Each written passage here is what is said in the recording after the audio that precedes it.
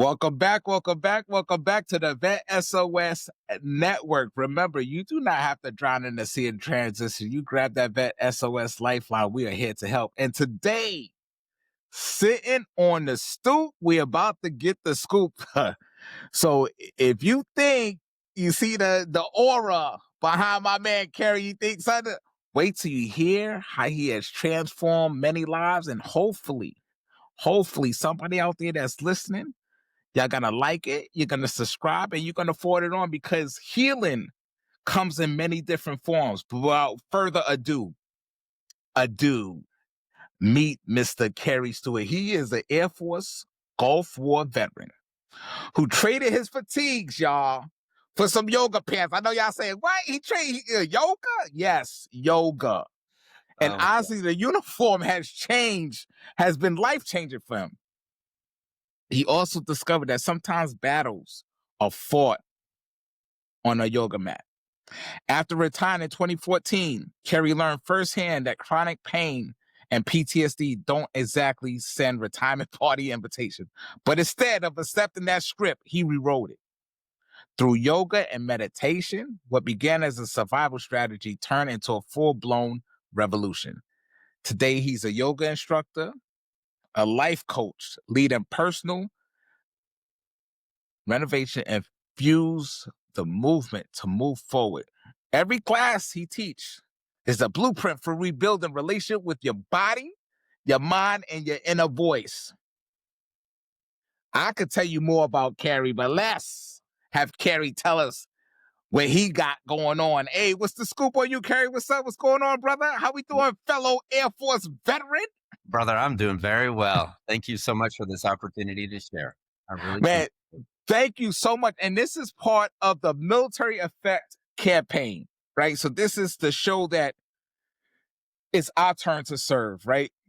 You know, people say, oh, well, you already serve. Yes, it's our turn to serve on the other side. Yes. You know, service the service. That's why I tell people, like, I'm serving to serve. And part of this military campaign, which is going to be going on all the next year, we starting out with the book. But Kerry, like, what's the scoop on you? Like, how did you intertwine with the Military Effect campaign? And let's share about this yoga movement that we talking about.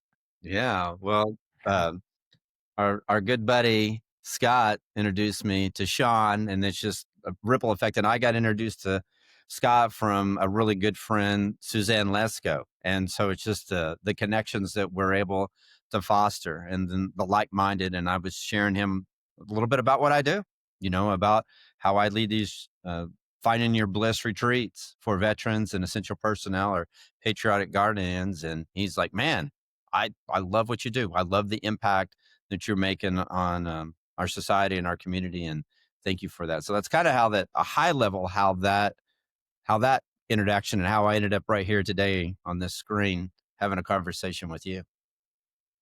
Nice. So you talk about, okay, you met Scott, you met everybody, like, hey, I want to be a part of this campaign. Yeah. How do I sign up? How do I participate? How can I share what I do to help out, to help others? How can I serve to serve others? Yeah. Yeah, exactly. And so, you know, I think everybody's journey, of course, is a little different. But what I actually do is I have a wellness center.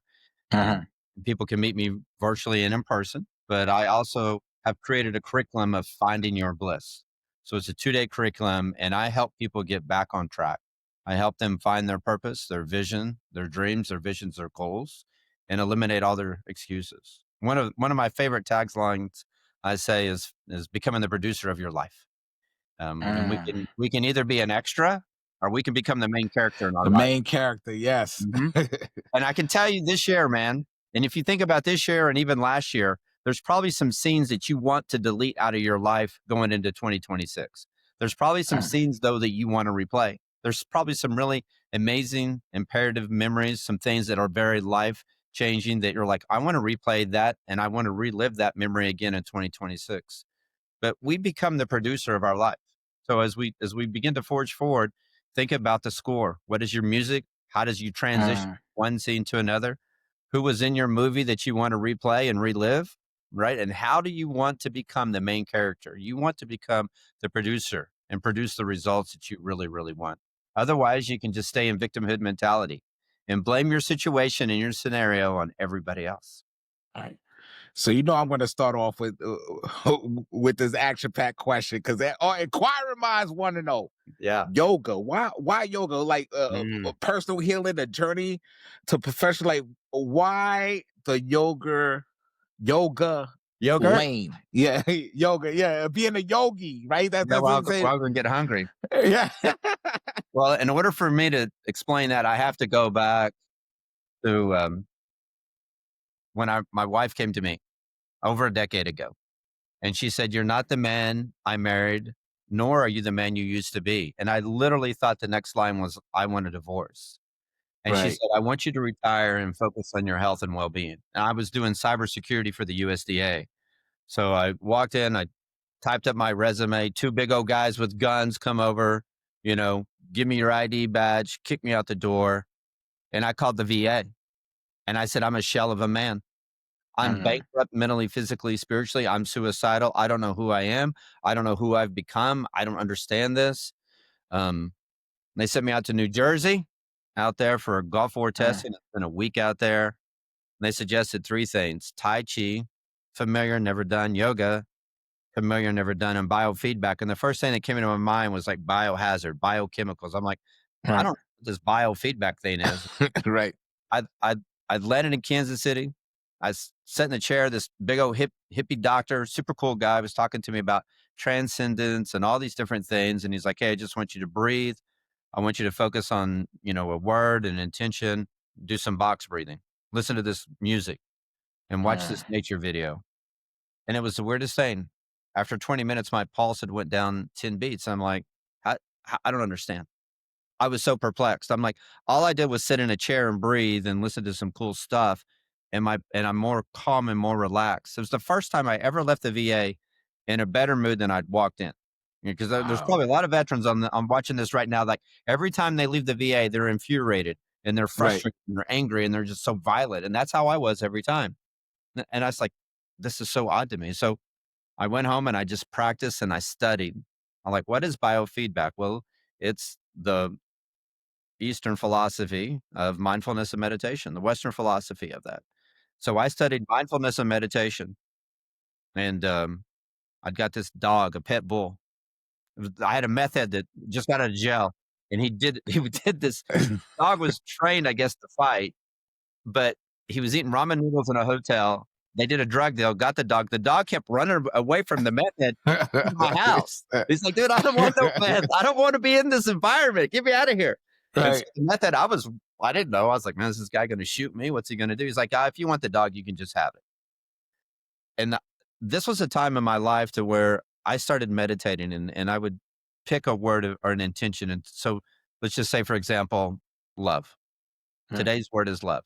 I would ask myself, what does love feel like? What does it feel like to love and be loved?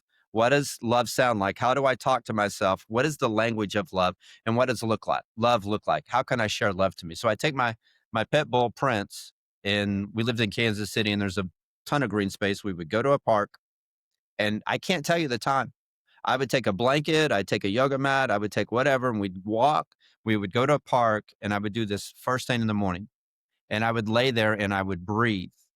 I would do my box breathing, and I would not get up out of that spot until I was calm and relaxed. Then I did it again at noon, and I did it again in the evening. So I don't even know how many hours. I'm guessing I was probably there every time for at least an hour, but I have no idea because I never set a timer. I stayed in that mode of intentional living until I felt calm and relaxed. It didn't matter how long it took. I was retired. What else could I do? Right. There was a yoga studio on my block, man, and I walked up there. I didn't know what I was doing. I had this little thin paper travel yoga mat. And it's like, if anybody's done yoga, like, man, and you go in and you're like, all the contortionist women are doing all this stuff. I'm like, man, I can't touch my toes. What am I doing? I'm like really like thinking I should run out. So I sat in the very back of the class. Man, I did everything wrong. I couldn't run. I didn't know what is she talking about? Like, she's talking this Hindu language and these words. Like, I don't know what a down dog, up dog. Right. It should have been a one-on-one session because, brother, she just kept running to the back. I just felt bad for her. She's having the front to teach, but now she's having to run to the back to try to tell me what to do. But man, something switched. It, something switched because it was mindfulness and the meditation. It was the intention. The whole Mm, time I was doing my box breathing, I was thinking about love. What does love feel like? What does it sound like? What does it look like? Or sometimes it would be forgiveness. I've done a lot of horrible things to a lot of horrible, and I wouldn't say horrible people, but even good people.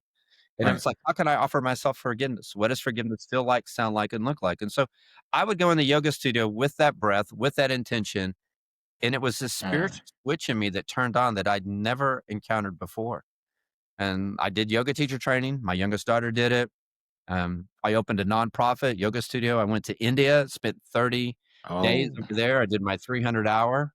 And from there, I realized it's not just what I'm doing on the mat, but it's a whole complete total lifestyle. So what you do that 1 hour on the mat prepares you for the 23 hours off the mat. But I started engaging in more in self-care and mindfulness and meditation. And I started creating workshops over these concepts. And then after that, they've just expanded. So I've got workshops on a tons of different topics. And last year, it just dawned on me. I was out on my tractor and I come running inside. My wife's like, "Is everything okay?" I said, "Yeah, I need your help." I just it all came clear. The whole vision came clear. I said, "If you start with the foundation of your breath and you build upon your breath, and then we get people to understand their value of who they are, and then we have them create a mission statement."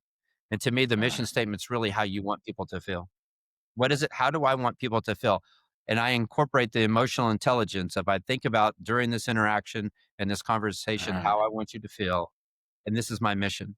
If it serves my mission, I do it. If it doesn't serve my mission, I don't do it. And then we talk about healthy boundaries and turning conflict into intimacy. And we really dive into the concepts of what does self-care mean? And we build upon all of these steps, but we got to start with the breath first. Otherwise, we can't go any further. The end result is right. finding your bliss. It really is like living out a fulfilled life and all these concepts. Wow. So I created a curriculum. I've expanded on the curriculum and I'm making it better every year because I want to learn more. I want to know more. I want to push myself to the next level. So the end result is for me and everybody around in our community to really become the producer of their life and to fulfill their Right. life and find their bliss. That's how I ended up on a yoga mat. And it's Wow. all because my wife gave me permission to retire. She said, I want you to focus on your health and your well being. And what I realized is so many people have never given permission from anybody to focus on their own health and well being. We focus all our Right. energy on our community. I mean, us in the military, that's what we did every Yeah. day. We're willing to give our life for our community. And then when we get out, we still have this mindset. And that's been, think about that. That's been one of our biggest struggles. We Yeah. literally would sacrifice our life for the lives of others. And then we get out and we're like, man, I'm making pizza. Like, what? What? Right. That, I that's used not to saving do this anybody's and this. life. Like, I'm yeah. giving them cheese and pepperoni. Like, Right. Wow.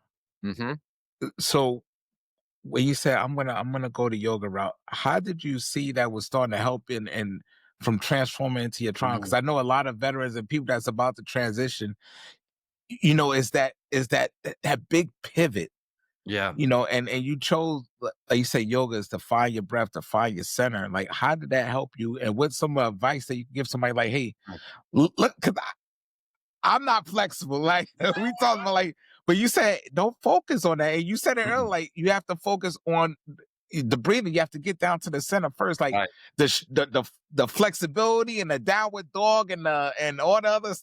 It doesn't That matter. that doesn't matter. No, it doesn't. And I think for me, I was very blessed that I went into a yoga studio that Mm, was spiritual. And so I think a lot of people mm, get this confused that of, we get lost on the path to religion when we're really on this path of spirituality. And right, so yoga is not a religion. Basketball is not a religion. Baseball is not a religion. None of those things are really religion, but you can really find this level of spirituality in a lot of these aspects if you think about it. The difference with yoga is that you're forced to be silent and be quiet with who you are, and you have to have acceptance. There's so many things physically I will never be able to do, and I'm almost right, 57 now. So at 57, like you talk about the flexibility, we age, you right, know, and I like to eat, man. So right. like What it has done for me, and I will say thousands of other people, is it's not just the yoga, but it's the whole aspect of a lifestyle of yoga. You're going to be more mindful with what you're Mm, eating. You're going to be more mindful with your interactions. You're going to be more present on and off the mat. So what you do on the mat prepares you for off the mat. So we don't want to be alone with our thoughts, feelings, and emotions. We want to have a device in front right. of us. So we want to constantly be stimulated from all these things. Well, when you're in yoga, you're forced to be alone and you're forced to find this level of acceptance for Mm, yourself and others. And then when you begin to live that outside of the mat, like just imagine the people that you meet, that if you just pause and you were just more present, more in the moment, the most attractive people are the ones that are mindful, that are present, that aren't distracted.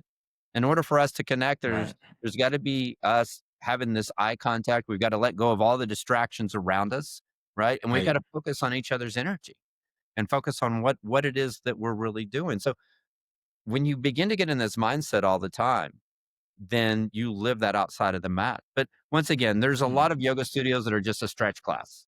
There's a lot of yoga studios that aren't going to give you that level of spirituality where you get to choose your path of where you want to go. So to me, it's finding that they're not trying to force anything on you.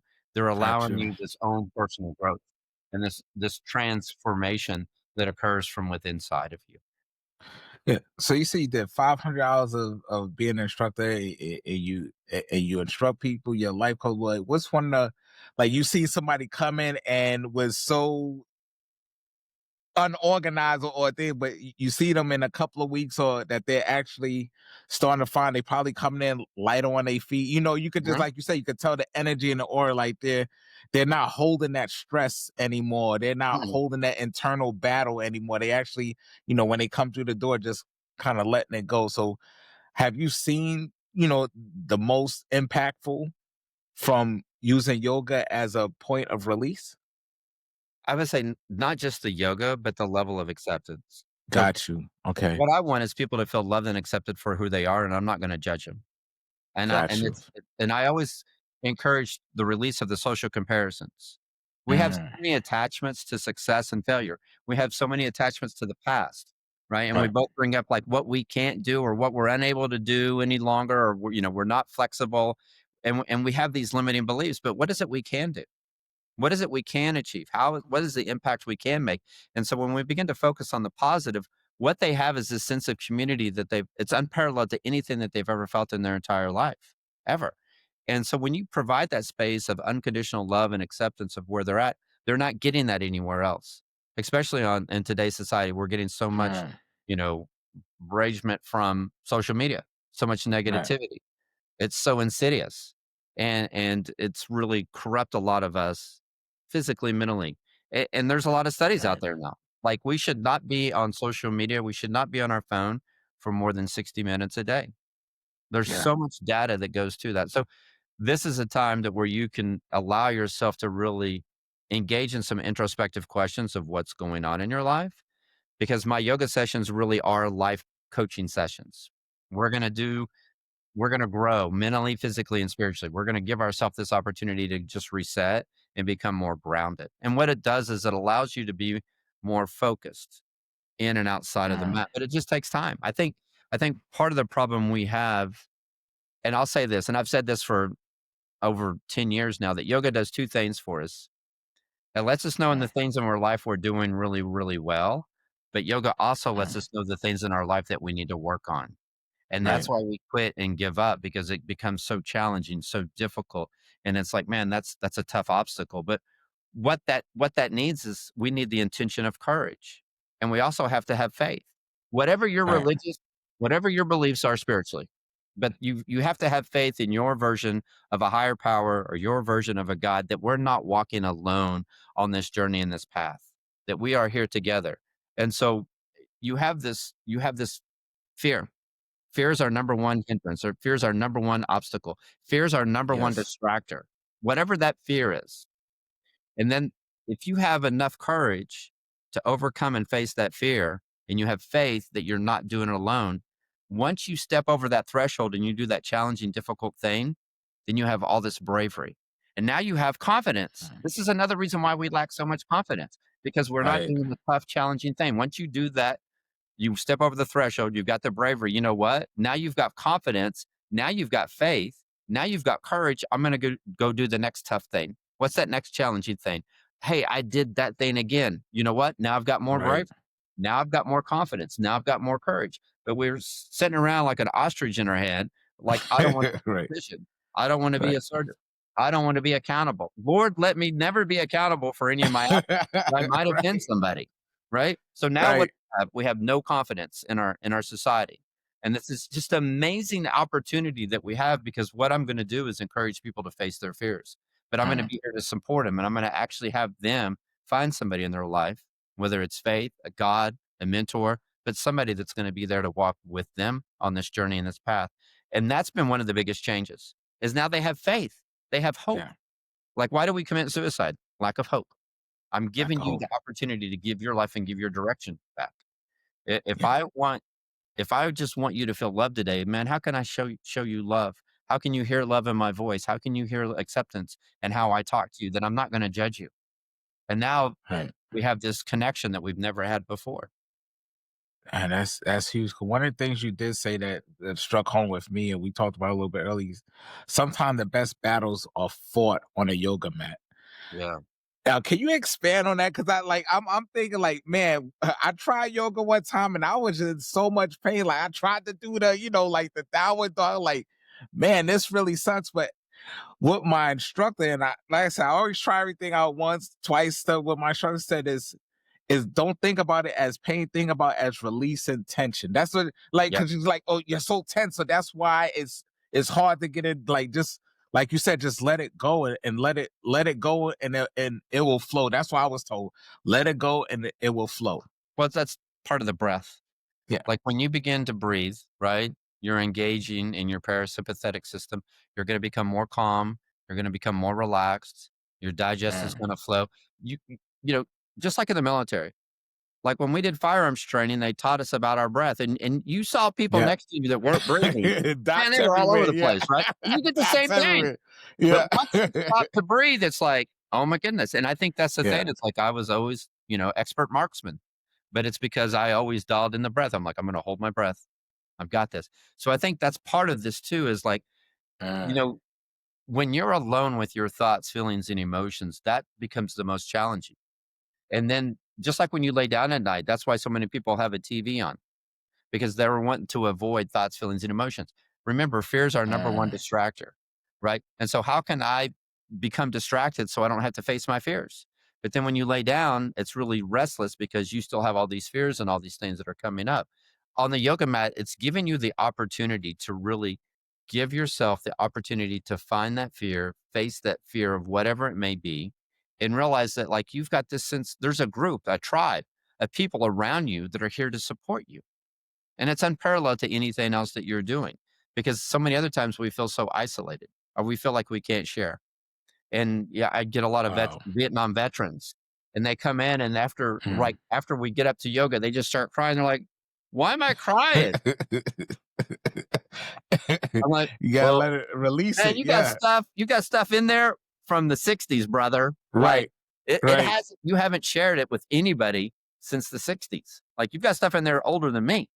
You were in the Vietnam War." And Right. so it, that's what yoga allows. That's why it's giving you that permission to release the things that are built up, and you may not even at the time realize it, but you just know you're crying and you're becoming emotional. And once again, that's a challenge for a lot of men, because they Yeah. see vulnerability as a weakness, but vulnerability is your greatest strength.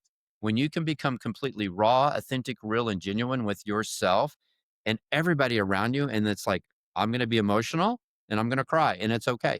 I'm not going to be Right. judged. But we feel like it's a weakness, and we've got to change our mindset about that. We've got to be willing to become vulnerable around certain people, where authentically it's okay to share our emotions. We Yeah. can't selectively pick and choose. So you remember I was telling you about Prince, my pet bull that I would Yeah. meditate with. So Prince saw me at my worst. He saw me with the road rage. He saw me just wanting to beat the shit out of people. He saw me, Mm. violent, doing all these things. And a year and a half ago, he developed cancer, and he got this Mm. lump on his glute, and we took him in. And it's like he's got fingers everywhere. We don't know how long. Well, um, so that was found in January last year. September 3rd, I took him to the vet, and we had to put him down. And it was the most challenging thing. It was the most horrific thing that I have done because this dog was a companion. This dog has been with me every day Right. on my journey of from the worst I could have ever been to the best I am at this point. And what I realized is the moment that I stopped allowing myself to feel the grief and the pain and the sorrow, Mhm. immediately I would not feel the joy. I would not feel the protection and the security that this companion has given me for the last 12 years. What Wow. happens with us is that we want to just turn off all the bad and not feel the bad, and we just want to feel the good, but we can't. Our brain doesn't work that way. When Right. we turn off the grief and the guilt and the shame, we turn off the love and the joy and the happiness. And It's a so balance. we have to allow ourselves to feel, and we Yeah. have to let go of all those distractions. And so that's what the yoga mat does. It gives you this internal opportunity to really like, okay, I've got this one thing that's coming up. There's a reason why it's coming up. Let me address this one thing. And that's what I say. Like, all those years, all my trauma, I would put in an ammo box and I'd bury it in the backyard. And then I'd have this new trauma, right? And I'd bury it, put in an ammo box, bury it in the backyard. And then I have this new trauma. I put in an ammo box and bury it in the backyard. And so I've got, 50 years of trauma that's Wow. buried in the backyard. And all of a sudden, this one explosion, everything went. It all exploded. Yeah. Now what I do is I give myself permission at least an hour every week. Now, if Yeah. something happened right before this podcast, I don't have time to deal with it, do I? You don't have time to deal with it. I'm going to put in the ammo box. And you know what? Right. I'm going to give my time Saturday, Sunday. I'm going to give myself time. I'm going to open up that trauma and I'm going to face that trauma and I'm going to dedicate that time to dealing with that trauma and then close the ammo box. And then if I have to deal with it again, I open it up. But I make sure that I'm no longer just burying them all in the backyard because that is Right. how I ended up in the situation I did. And you got to address it. One of the things you did share, self care isn't selfish, it's strategic. That's what I took from what you just said is you have to be strategic, right? On how to deal with that trauma or how Yes. to manage it, right? You dealing with it, you manage it is not just at the whim, right? It's strategic. Like for you, like you said, you had to bury it, but you're gonna come back, so you're not gonna bury it and forget it, right? Because sooner or Yeah. later it's gonna explode if it's being unattended, right? Yes. So, how like what are some avenues that you could give others that's dealing with the trauma and Right. haven't even thought about yoga, right? Some people like I know they probably listen like yoga, yes, yoga, like it's more than stretching. Like Yeah. Kerry said, it's more than stretching. It goes deeper. Right. I would say if you've never done it, yoga nidra. Try a yoga nidra. I've Mm, got a YouTube video out there, but you're gonna just listen to somebody talk, and they have a different lengths from 5 to 60 minutes of a yoga nidra. I would say if you want to really mm, think about self-care, it's something that's going to allow you to reset. It's something that's going to allow you to be alone with your thoughts, feelings, and emotions. And it's something that's going to give fulfillment. If I leave here and I go through McDonald's and I drive through the drive-through because I'm hungry and I eat a Big Mac and I eat French fries and a milkshake, I'm going to be full, but I'm not going to be fulfilled.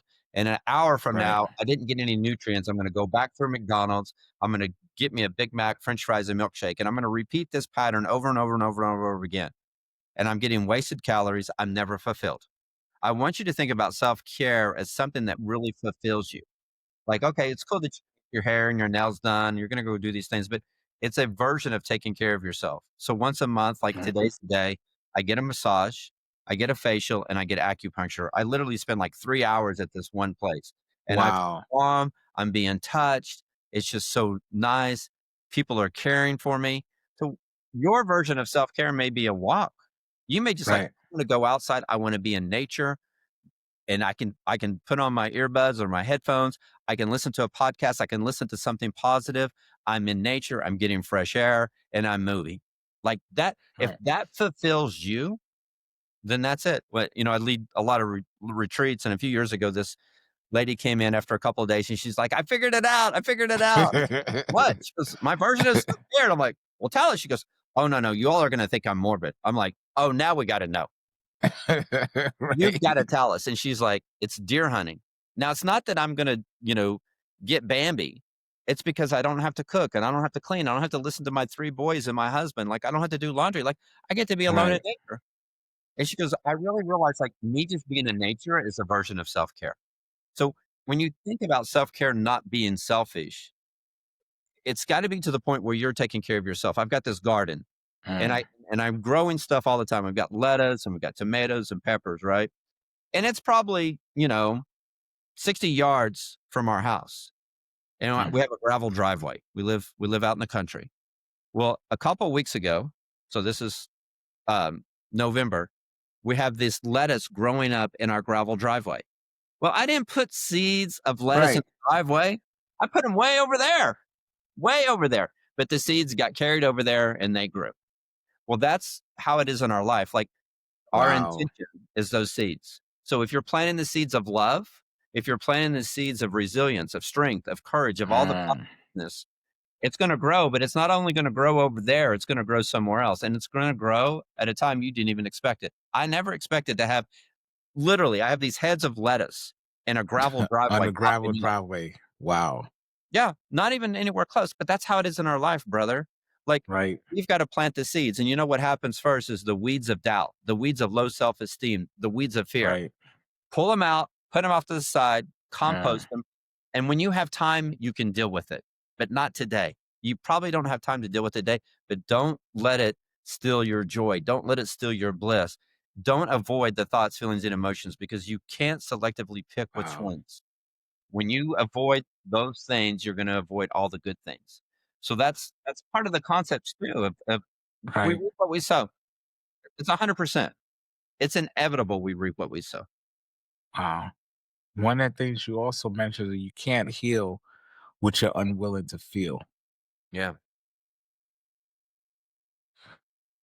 Yeah, and that Wow. I mean, that could be grief, Wow. that could be like, to me, a lot of it's forgiveness. We did a lot of horrific things in the Gulf War to a lot of people Right. that, to me, I think was innocent. They didn't deserve it, right? And a lot of lessons learned. And so for me, it's Right. offering myself forgiveness for who I was at that time. I'm not that person anymore, but I was in a Right. situation where I felt like that was imperative for us to do those things. Right. And that's a lot of to me, what I do is I write a letter of intention to all the lives of the people that I've taken. And Wow. I'm giving them the condolence, the family of like, please forgive me. Let me move on from this Mm. situation. Because the thing is, if you've done something to me and I don't forgive you, all I'm doing is hurting myself. That's just resentment and bitterness. And Right. I'm putting upon myself that I don't need to. Once I forgive you, then I'm free. I don't have those chains. I'm not bound anymore. Right. So giving ourselves that opportunity to really live intentionally with being more present, being more in the moment, and figuring out a way to let go of the attachments to success and failure, to letting go of the past. Focusing on the past creates depression. Focusing on the future creates anxiety. But if we can just be right here and be in this moment, Who- then say it for the people in the back. Yes, please say it for the people in the back of the room. Please say that one more time. focusing on the past creates depression. Focusing on the future creates anxiety. So allowing yourself to be present and be in the moment, you can be your authentic, genuine self. And that's all you really Mm. need to be. Like, really, why would we really dwell on the past over and over and over again? Right. Can't change it. The chief of the Wyandotte Nation here, and he's actually up in Kansas too. He had a talk a couple weeks ago with me, and he said this. He goes, "Kerry, it's okay to look back, but it's not okay to stare." And I think that's what we've done. I want to look back and see how much I've changed and how much I've grown. I'm going to look back a little bit, but I'm not going to live and I'm not going to keep staring at the back. I'm not going to Right. stay in my past. Hey, brother, that's huge. Cause remember that picture I showed you. Sometimes I look at it like I can't believe I let myself go, or I got to that state. Right. It's a reminder saying where I don't want to go back to. You know Mhm. what I'm saying? Like it's like that. And we For need me, that. it's like a wake up call. Like, look, I have to get up. I have to do this because Mhm. I don't want to. I don't want to be that person I once was because I know what I felt like back then. So I don't. Yes. Every day is a fight. Every day is a battle. So I can't just not do anything. Right. I have to be doing something. Yes, I have because I can't leave my mind stagnant or just because it'll start like you said. The mind is a powerful thing. it is. It is. Yeah, and I'll encourage people to figure out a form of yoga that serves them. There's Uh, so many different types of yoga. We play with these little balls, football, baseball, golf ball, and not everybody enjoys all the same type of ball that they want to play with. Well, it's the same thing with yoga. Maybe you just really love a yoga nidra where that's you're going to lay down and relax. Maybe you like a hatha where you're going to hold these poses a little bit longer standing. Maybe you like a yin deep stretch where you're just going to be laying down the whole time or be supported. Maybe you like a power vinyasa where you flow, or maybe you like a heated one. I didn't Whatever even it is. realize there's so many different. Are you serious? I just thought yoga was yoga. I didn't realize it's levels to this, right? I did not realize. Yeah. So how many levels are there where like a novice or somebody just starting out, or just they don't even know? Well, I don't know what which one to choose from. Like, I so what mean, would be like some of your suggestions? well, I would say this: if they want to be calm and they want to be relaxed, yoga nidra by far. And before you go to bed, everybody should listen to a yoga nidra before they go to bed. You're going to get the best sleep. Yoga, and now there's other clinical trials about this too, but yoga will give you the best form of sleep, surpassing anything else that's out there. Oh And this wow, is long, this is deep sleep, this is REM sleep, this is sustained sleep, right? So yoga nidra before you go to bed. If you like I'm the gonna write flow and that you like to down. be active, you're going to look for like a vinyasa. If you like Wow, gains a little bit of strength and endurance, that's going to be hatha. So you're going to stand and hold a pose, for could be a minute. So you'll hold like a warrior one for a minute, and you'll hold a tree for a minute, or you'll hold, a, a, a chair or whatever it is for like a minute. And then the yin deep stretch, that's normally like I do a guided meditation. A lot of instructors don't. I'm going to talk to you through this, but you're going to hold your postures anywhere for 3 to 5 minutes. And it's uh, usually supported. So you may have a strap or a block or a bolster or something that's going to help support you. But then what it's doing is it's giving you time to stretch out the joints, the ligaments, the tendons, the fascia, just a hair, and help you open up a little bit further and deeper. But you've got to have patience, man. I mean, right, I think that's part of it. We want this instant gratification. The first time you went to the gym, it was challenging, right? yeah, The first time you drove a car, like you read in a book how to drive a car, you right, get it, but you're like, man, how much pressure do I put on the gas? How much pressure do I put on the brake? How right, hard do I do the steering wheel, the lever? Like, but now you get in a car and you know how much gas, how much effort and energy everything's gonna. You, you drove, right, unless you're in New right. York. If you live in New York, people don't even You have had a to car. learn, yeah. But Now I'm down in Texas, so yeah, you have to drive down here to get around. right, anyway. Yeah. But you think about it like it's all automatic now. You don't even think about it anymore, right? Right, But the first time you do something and then you think, well, man, I wasn't a good driver for like 6 months or maybe a year, but you practice that every single day. And I think that's the things in our life, once again, is we've got to continue to practice those challenging things. We've got to step out of our comfort zone every single week. Otherwise, we'll never grow, we'll never mature, we'll never become the person we want to be. We're going to always be the victim, and you'll never be the producer, just like I started. We want to uh, become the producer of our life in 2026. How are you going to become the main character? No longer you're going to be an extra. None of us. We're right, going to create this life we deserve. Our blissful right, life, that's our birthright, brother. We all right, we all have the birthright of being in our bliss. But we've been so distracted with all these other things in our life and living in fear that we haven't right, stepped over with faith, with courage to get into that bravery. But man, right. once we start doing it, we have more confidence than ever. And you know that. You know the people Yeah, in your life that have so much confidence are the ones that yeah, did tough things. They're like, man, they've overcome some things. hmm, yeah. One of the things that you mentioned, and this is what like when you're taught, these are some of the things that I see is like, then you say you're not broken, you're becoming, right? I had to tell myself like I'm not broken. Like, I used to think that when I was, when I had to transition to veteran status, I thought I was broken, nobody don't want me, like Right. I've been, used I'm more broken now. That's how you do the military life, you come out, you feeling 7 times 7 years older, right? Because every year in the military is like 7 years. I tell people it's like dog years, right?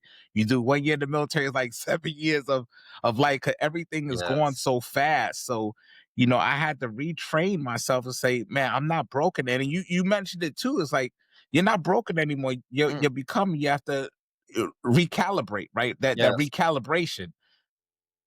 And to me, that's going back to my mission. I realized, like, if I wasn't focusing on my mission, which authentically is how I want people to feel, I would get lost.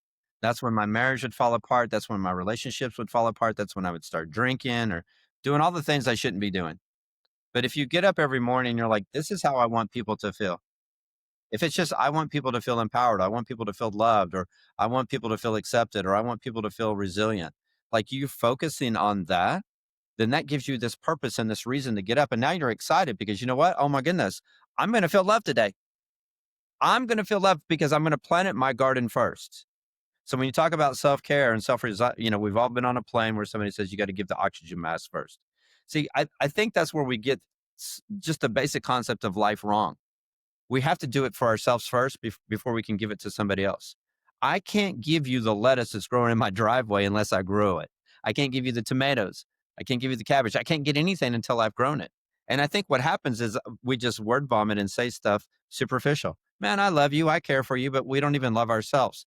No, then you don't love anybody else and you don't care for anybody else. You have to keep Right. yourself, you have to grow it in your own field, your own garden first. Then you manifest it, and then you can really truly begin to give it to others. And Yeah. that's why I also talk about vulnerability. Like, we've all been in relationships where we feel like somebody's hiding.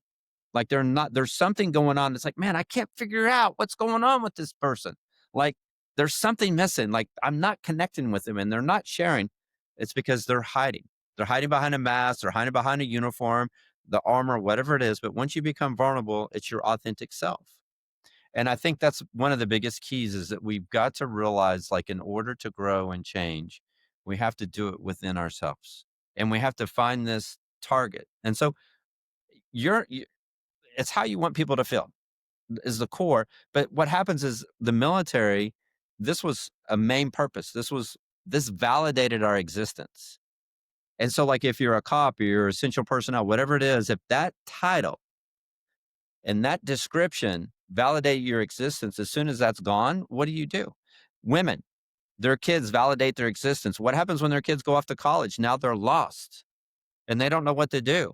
Now that, now they're emotionally eating, they're doing all these things and drinking, and they're like, I don't know. I don't Right. know what I'm doing because the kids validated it. It's the same thing in our life. You've just got to get to realize it's how you're making people feel and how you make yourself feel. How do you want to feel today? Everybody that's watching this, how do you want to feel? Plant those seeds of love, plant those seeds of joy, of bliss. And I guarantee you, it's inevitable, man. Some weed of fear, some weed of doubt, some weed of self. You don't even have to ask it. It's going to pop up, man. That's how life is. It's like, oh my goodness, it's an Yeah. opportunity to grow. Somebody asked me, This is somebody so asked me the other true. day, 2 days ago, I think it was, or yesterday. They said, what are you grateful for this year? And I said, you know what I'm really, really, really grateful for is all the no's. I'm grateful for all the relationships that I've had to go through to struggle. And the reason why is I won't know my bliss. I don't know what I want unless I've experienced what I don't want in life. And I think that's what we forget. It's like, man, I've got to face this dear death and mortality. I've got to face this toxic people. I've got to face these people that are narcissistic and controlling and manipulative. I've got to face all of that in order for me to know what I really want. And I think that's where Wow. I get a lot of the gratitude is because I'm so thankful for those experiences because I've learned so much from those people. And I've really learned that I don't want them in my life. That's huge. That's Yeah. huge. Okay, I just want to share, like, where do they get in contact with you, with your company? Like, Mm. how can they start incorporating yoga? Like, how can they reach out to you? Definitely the military effect. This gonna be launched. It's gonna be running all of next year. I'm so You excited. know, and I'm excited. I can't wait for this to air because, like I said, this is another tool Yeah. inside the toolbox that people could use. It might not be for you, but at least you have the option to consider it, Hmm. right? To consider. So how can they reach out to you? How can they reach out to your company? Easiest way is livebliss.org. You go to the website, there's actually some free videos out there. There's some paid content.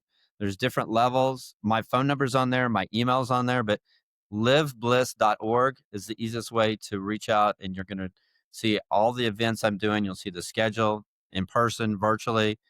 any retreat, it's anything that I'm doing is going to be on the website, or you can just, if you want to call me and have a conversation, if I'm not busy, I'll answer the phone and talk to you. That's awesome, man. That's Yeah. that's I mean, I'm awesome. retired. So Yeah. that's I want you to have permission to take care of yourself. I want you to make yourself a priority this year. I want you to become the producer of your life this year and just let go of everything in the past, learn from it, and move on. We know what we don't want. We've all learned that lesson. Now, what is it we really want? And that's huge. And one thing I really want to help others, and just like the VET S.O.S podcast, you don't have to drown in to see a transition. Because when I transitioned, I was drowning. Right, Mhm. I didn't even know where to look. It was just so much information overload. Right, but right here, at least you're coming here to the VET S.O.S. We have you and your team. We have the military effect. That now we're serving those who serve. So at least this is one centralized location where people could Yes. come, listen to it, get the information down, reach out to you, reach out to all the other companies and organizations that's part of the military effect that's definitely do not want people to drown in to see a transition. So Mhm. grab the Lifeline, hook Yes. up with the military effect, get with Kerry and his team, because don't I just want to say this before we sign off. Don't knock it until you try it. That's right. Do not. I knocked it for a while. I'm not gonna lie. It's like, man, me and yoga, like, get out of here. But I went in there. I went to the back, like as you did. And then so funny thing that I ended up in the front, right? But everybody was encouraging me. They said, "Oh, come on, it's okay." Go. Yeah. I'm still, but now I understand the meaning. Like, okay, it's not about yoga. It's about releasing your inner self. Like, finding center, finding Yes. focus. It's just lock in, and nothing else matters. Is you versus you. Is you controlling you. Is you calming yourself down. Yes, They're sir. just there to help meditate and guide you along the journey. Yes, sir. Yeah, we don't know what trauma you faced. I have no idea what you've gone through. I'm just thankful that we're meeting and we're connecting. That's it. I don't know your whole entire story. And it's impossible for me to know how you really feel, but I want you to feel loved. I want you to feel accepted, and I want you to feel bliss. I want you to get to that point where you're living in your blissful life. So, man, I appreciate this opportunity. I always love other veterans that are doing so much. I'll say this, of me doing 10 years of mission statements with thousands of people. Did you know that 100% of them have been positive and 100% of them have been something that they want to give back to the community? Man, that's huge. We all really truly care Yeah. about ourselves and one another at our core. And that's what we want to do every day. So that's why I love these organizations like this, that where, you have all this plethora of options and, hey, let me try this one. Let me try this one. Let me try them all. I'll try them all. Yeah, I'll check try them all more. out. See what Yeah. fits. There's no one size fit all. I tell everybody, trust me, I know. There's no one size fit all. Like, everything different shapes Mhm. and sizes, but it's okay. Try it on. If it fits, cool. If it doesn't, guess what? Share it with somebody else. Exactly. Pass it along, because if it's not for you, it could be for somebody else. So I tell people, do not be a hoarder of information and knowledge. Share it, pass it along, because somebody is out there seeking that information to help them in their transition, so they Yes. don't have to drown. So I appreciate it. Thank you so much, Kerry. Thank you. Yeah. I got to end every conversation with two things. So those watching, I want you to know that I love you. And the second one is, what can I do for you today? You've got my contact information. So if there's anything I can do for you today, I want you to either text, call me, email me. I always end every conversation in that. What is it I can do for you today? And I appreciate it. Thank you. And what you did for us today is huge, to let us know about yoga, let us know about your company, let us know about the military effect is live and strong, and Yes. it's kicking. There's people out there that's pushing forward and that's paying it forward. So thank you, everybody. Until next time, take care. Peace. Scoop. The scoop. That's right.